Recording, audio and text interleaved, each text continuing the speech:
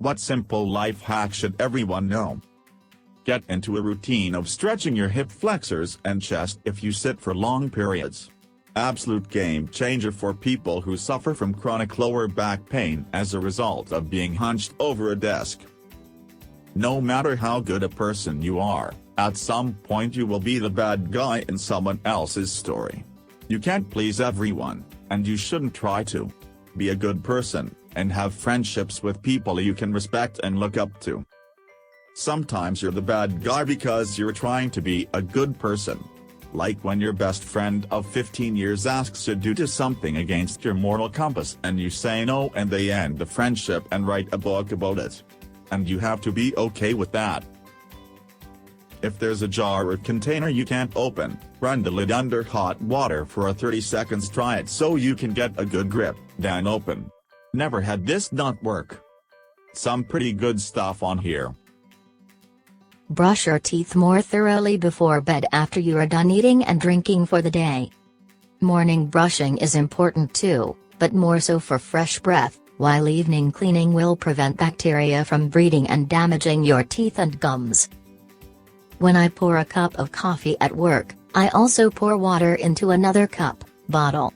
Every time I sip the coffee, I chase it with some water.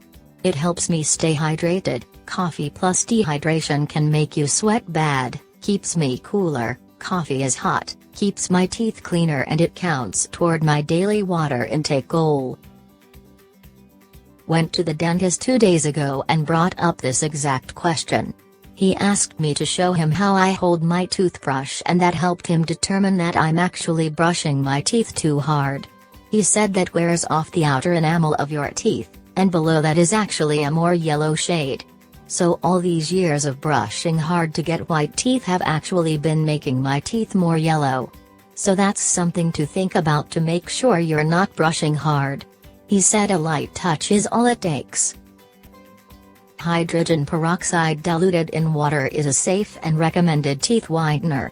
It's actually the only whitening ingredient works and is the ingredient in all whitening products from the store. It even says use as a gargle on the bottle.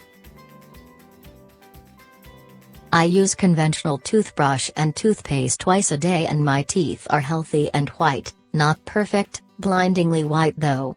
Occasionally I use whitening toothpaste, but I read it's not recommended for daily use. Many people say it's genetics, but my parents' and siblings' teeth aren't particularly healthy and bright, so I'm not really sure.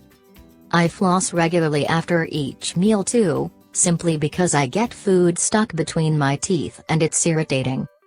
The thing with me is that I moved to the US in my late teens, a long time ago, and after finding out how expensive dental procedures are, I've since become very careful and methodical about dental hygiene and decay prevention. I have also read that US tap water contains quite a bit of fluoride, so maybe that also has to do with healthier teeth, but this is just my theory, don't quote me on it. I stopped eating sugar and simple carbs since the beginning of the year. My oral hygiene has changed. I can skip cleaning my teeth for a day, and there's still almost no noticeable residue on my teeth the morning after. It's wild. If you want to wear something white/light in color, wear underwear that matches the color of your skin, not white. Changing your pillowcase daily can help with acne.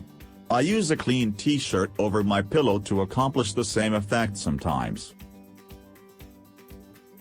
To add to this, a lot of people wash their face when they get up but not before bed. Washing before you sleep will help keep the pillowcase cleaner and prevent breakouts. You don't need to apply a ton of night cream or anything, just a medicated pad with salicylic acid will do. Your body will put moisture back on while you sleep and you'll wake up with a less oily face. Do your morning routine and make sure to add moisturizer as needed in the morning instead. Wash your sheets with the unscented, sensitive detergent too. The perfumes are sometimes an irritant to the delicate skin on your face. If you fucked up, admit it, unless you are talking to cops. but in most situations just admitting how you were wrong and accepting responsibility is so much easier than trying to blame someone or something else or make up an excuse. When you own the mistake, it puts the onus back on the other person to accept that, be mature and move on. If you try and deny or shift blame, it forces that person to examine those reasons, and if they are BS, come back at you, dragging the process out and leading to unpleasant call-outs and confrontations. Along this line, learning how to apologize will make life easier. 1. Keep it short and clear. 2. Specifically say, "I'm sorry." 3. Identify the thing you are sorry for. 4. Unless your remorse is particularly great, stop there. Only attempt to offer an explanation for egregious wrongdoing. 5. If you offer an explanation, you must also identify how you are going to prevent the issue in the future. 6.